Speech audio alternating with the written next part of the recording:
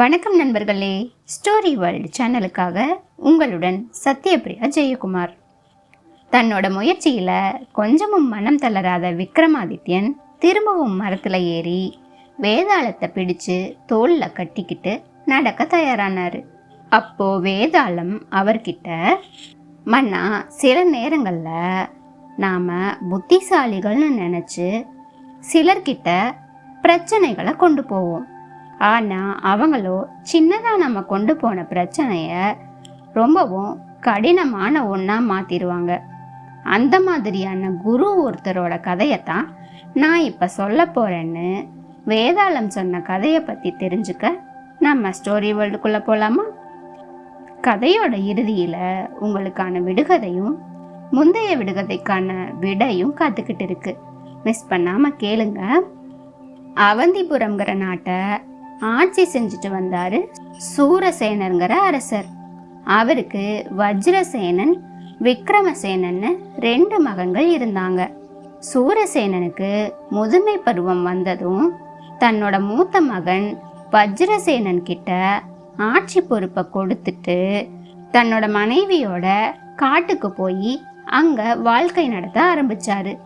தன்னோட தந்தை மாதிரியே வஜ்ரசேனனும் செங்கோல் ஆட்சி செஞ்சு குடிமக்களை நல்லபடியாக பார்த்துக்கிட்டு இருந்தார். வஜ்ரசேனனோட சின்ன வயசுலேருந்தே குருகுலத்தில் கூட படித்தவர் தான் மணிதரன், பக்கத்து நாட்டு இளவரசர். வஜ்ரசேனன் இப்போ ஆட்சி பொறுப்பில் உட்கார்ந்ததும் மணிதரன் தன்னோட தங்கைய வஜ்ரசேனனுக்கு திருமணம் செஞ்சு வச்சாரு. திருமணம் செஞ்சு வச்ச கையோட தானும் அவந்திபுரத்திலேயே வந்து தங்கிட்டாரு. அவந்திபுரத்தை எப்படியாவது தன்னோடதாக்கிக்கணுங்கிறது தான் அவரோட திட்டம். இதுக்காக மணிதரன் கொஞ்சம் கொஞ்சமாக வஜ்ரசேனன் கிட்ட இருந்து அதிகாரங்களை தன்னோட கைக்கு கொண்டு வர ஆரம்பிச்சாரு. அதே சமயம் இசை, சிற்பம், நடனம்ங்கிற மாதிரியான மற்ற கலைகளில் தன்னோட நேரத்தை செலவிட ஆரம்பிச்சாரு வஜ்ரசேனன். இப்படியே போக நாளடைவில் ஆட்சியோட முழு அதிகாரமும் இப்போ மணிதரன் கிட்டயே வந்துடுச்சு. மணிதரனோட ஆதிக்கத்தில் அவந்திபுரத்தில் அராஜகம் தாண்டவம் ஆடிச்சு. மணிதரனோட கொடுங்கோல் ஆட்சியை பார்த்து கலக்கப்பட்ட பிரமுகர்கள் பல தடவை வஜ்ரசேனனை நேரில் பார்த்து உண்மை நிலவரத்தை தெரிவிக்க முயற்சி பண்ணினாங்க. ஆனால் மணிதரனும் அவங்க வஜ்ரசேனனை சந்திக்கிறத அனுமதிக்கவே இல்லை. அவங்க வஜ்ரசேனனை சந்திக்கிறத தடுத்துட்டாரு. அதனால பிரமுகர்கள் எல்லாரும் இளையவரான விக்ரமசேனன் கிட்ட போய் நாட்டோட நிலைமையை எடுத்து சொல்லி அவரை மன்னனா பொறுப்பேற்றுக்க சொன்னாங்க. ஆனா அவரோ அண்ணன் வஜ்ரசேனன் தான் ஆட்சி பொறுப்புல இருக்கிறது சரியா இருக்கும்னு சொல்லி மறுத்துட்டாரு. மக்கள் படுற கஷ்டத்தை எல்லாம் பார்த்து பொறுத்துக்க முடியாத பிரமுகர்கள் வேற வழி இல்லாம காட்டுக்கு போனாங்க. அங்க பெரியவரான சூரசேனரை பார்த்து முறையிட்டாங்க. எல்லாத்தையும் பொறுமையா கேட்ட சூரசேனர், ஒரு தடவை ஆட்சி பொறுப்பை என்னோட மூத்த மகன் கிட்ட ஒப்படைச்சிட்டு ராஜ்யத்தை விட்டு வெளியே வந்துட்டதுக்கு அப்புறமா எனக்கு அரசாங்க விஷயங்கள்ல தலையிடுறதுக்கான உரிமையே இல்லையே. கொஞ்ச காலம் பொறுத்துக்கோங்க, உங்களோட பிரச்சனைகள் எல்லாத்துக்கும் கண்டிப்பாக ஒரு தீர்வு கிடைக்கும் அப்படின்னு சொல்லி அனுப்பிட்டாரு. ஏதோ சமாதானம் சொல்லி அனுப்பிட்டாரே தவிர தன்னோட ராஜ்யத்தோட நிலைமை சீர்குலைஞ்சு போனதை தெரிஞ்சுக்கிட்ட சூரசேனர் ரொம்பவும் வருத்தப்பட்டாரு. இதுக்கு வேற ஏதாவது வழி இருக்கான்னு தீவிரமாக யோசிச்சாரு. ஆனாலும் அவருக்கு வேற எந்த வழியும் தென்படவே இல்லை. அப்புறம் அவரு தன்னோட பிள்ளைகள் படிச்ச குருகுலத்துக்கு போனாரு.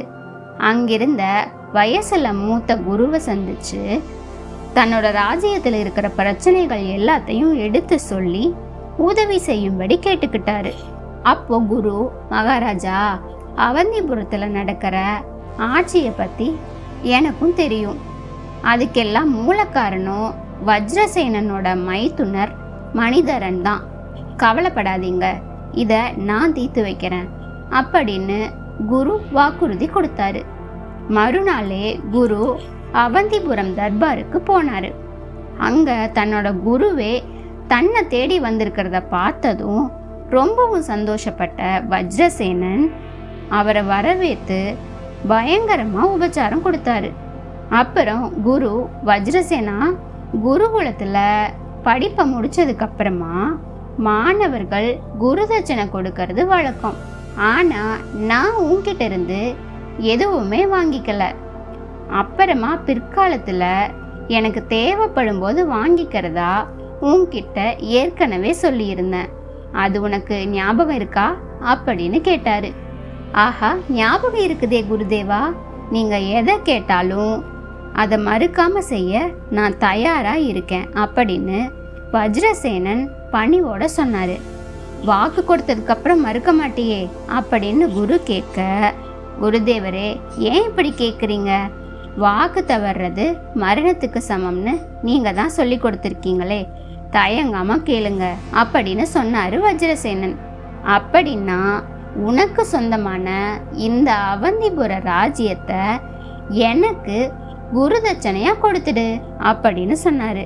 ஒரு நிமிஷம் திடுக்கிட்டு போனாலும் சீக்கிரமே சமாளிச்சுக்கிட்ட வஜ்ரசேனன், கொடுத்த வாக்குலேருந்து தவற மாட்டேன் குருதேவா, என்னோட இந்த ராஜ்யம் அப்படின்னு சொல்லி முடிக்கிறதுக்குள்ளேயே மனிதரன் ஆத்திரத்தோட அவசரமாக குறுக்க வந்து, அவசரப்பட்டு ராஜ்யத்தை தானம் செய்யாத வஜ்ரசேனா, அவருக்கு பொன் பொருள் வேற எது வேணும்னாலும் கொடுத்துரு அப்படின்னு சொல்லி தடுக்க முயற்சி செஞ்சாரு.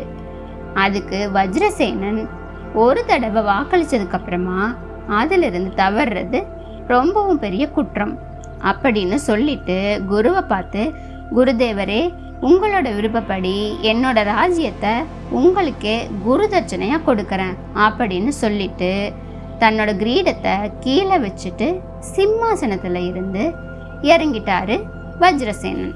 இப்ப குரு வஜ்ரசேனனை பார்த்து, வஜ்ரசேனா, உன்னோட அபாரமான குரு பக்தியை மெச்சுறதுக்கு என்கிட்ட வார்த்தைகளே இல்லை.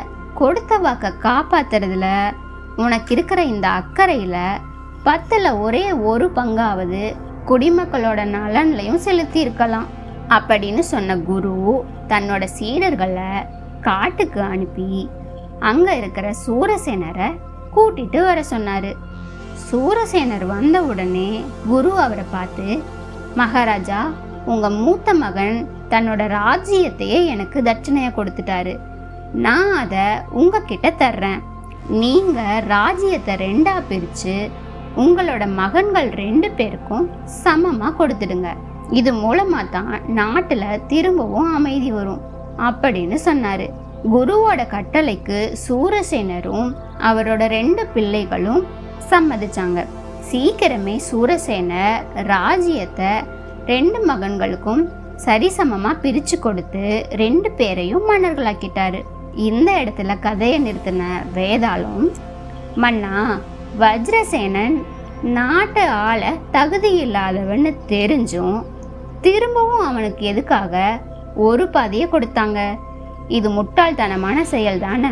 2வது மகன் விக்ரமசேனன் முதல்ல அண்ணன் விஷயத்துல தலையிட மாட்டேன், ஆட்சியில தான் உட்கார்றது தப்பு அப்படின்னெல்லாம் சொல்லிக்கிட்டு இருந்துட்டு இப்போ பாதி ராஜ்யம் கொடுத்ததும் அதை வாங்கிக்கிட்டாரு. அது எப்படி? சூரசேனரும் தான் இனிமேல் நாட்டு நிர்வாகத்தில் தலையிடவே மாட்டேன்னு சொல்லிட்டு அப்புறம் குரு மூலமா நிர்வாகத்தில் தலையிட்டு ராஜ்யத்தை சரி பாதியாக பிரித்து 2 பேருக்கும் கொடுத்தது எந்த விதத்தில் நியாயம்? என்னோட இந்த சந்தேகங்களுக்கெல்லாம் பதில் தெரிஞ்சும் நீ மௌனமாக இருந்தா உன்னோட தலை வெடிச்சு சுக்குநூறாக போயிடும் அப்படின்னு சொல்லிச்சு வேதாளம். இப்போ விக்ரமாதித்யன் பொதுவாகவே மன்னர் ஆட்சி பொறுப்பை விட்டு விலகும்போது அவரோட மூத்த மகன் தான் ஆட்சி பொறுப்பை ஏற்றுக்கிறது பொதுவாகவே ராஜ பரம்பரையோட வழக்கம். அதனால தான் அதுக்கு புறம்பா நடக்க விக்ரமசேனன் முதல்ல ஒத்துக்கலை. ஆனால் தன்னோட தந்தை, அண்ணன், குரு இவங்க 3 பேரும் வற்புறுத்தவே பாதி ராஜ்யத்தை வாங்கிக்கிட்டாரு. வஜ்ரசேனன் சுபாவத்தில் ரொம்பவும் நல்லவர். அதனால தான் அவர் தன்னோட தந்தையோட கட்டளையை உடனே ஏற்றுக்கிட்டாரு. மணிதரனை ராஜ்யத்தை விட்டு வெளியே போக வச்சுட்டா தானும் தன்னோட தம்பிய மாதிரியே நல்லாட்சி புரியலாம்னு நினைச்சாரு.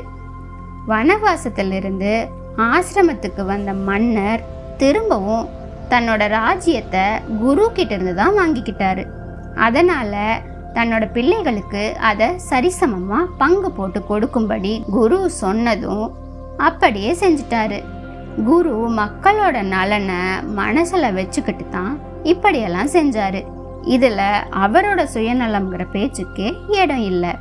நீ சொன்னபடி மக்கள் மன்னர்கிட்ட கொண்டு போன பிரச்சனைய மன்னரும் குருவும் சேர்ந்து ரொம்பவும் கடினமானதாயெல்லாம் மாத்தல. மக்களோட நலன் கருதி அவங்களுக்கு நல்லதை தான் செஞ்சிருக்காங்க. அதனால அவங்க 2 பேருமே பாராட்டுதலுக்கு உரியவங்க தான் அப்படின்னு சொல்லி முடிச்சாரு விக்ரமாதித்யன். விக்ரமாதித்யனோட மௌனம் கலையவே வேதாளம் திரும்பவும் பறந்து போய் முருங்கை மரத்துல ஏறிக்குச்சு. அவ்வளவுதான். என்ன நண்பர்களே, இந்த கதை உங்களுக்கு பிடிச்சிருந்துச்சா? பிடிச்சிருந்தா லைக் பண்ணுங்க. கதை கேட்கும் பழக்கமுள்ள உங்க நண்பர்களுக்கும் இந்த கதையை ஷேர் பண்ணுங்க. இன்னும் நம்ம சேனலை சப்ஸ்கிரைப் பண்ணாதவங்க அப்படியே சப்ஸ்கிரைபும் பண்ணிடுங்க. இப்போ விடுகதை பகுதிக்கு போகலாமா? முந்தைய விடுகதை: கொண்டையில் அடி வாங்கி கோட்டையை பிளந்து கோயில் சிலை வடிக்கும், கோடி கலை படைக்கும், அது என்ன? இந்த விடுகதைக்கான விடை சிலை வடிக்கும் உளி. இன்றைய விடுகதை: காயில் ஒட்டியவன் பழத்தில் பிரிந்து விடுவான், அவன் யார்? இந்த விடுகதைக்கான விடை உங்களுக்கு தெரியும்னா கமெண்ட் செக்ஷனில் பதிவிடுங்க. தெரியாதவங்க அடுத்த கதை வரை காத்திருங்க. குழந்தைகளோட பெயரோ அவங்களுக்கு பிடிச்சவங்க பெயரோ கதைகளில் இடம்பெறணும்னு ஆசைப்பட்டீங்கன்னா கமெண்ட் செக்ஷனில் ஸ்டோரி வேர்ல்டுன்னு டைப் பண்ணி பெயரை பதிவிடுங்க. ஸ்டோரி வேர்ல்டுக்குள்ளே அவங்களையும் அழைச்சிட்டு போகிறோம். நன்றி, வணக்கம்.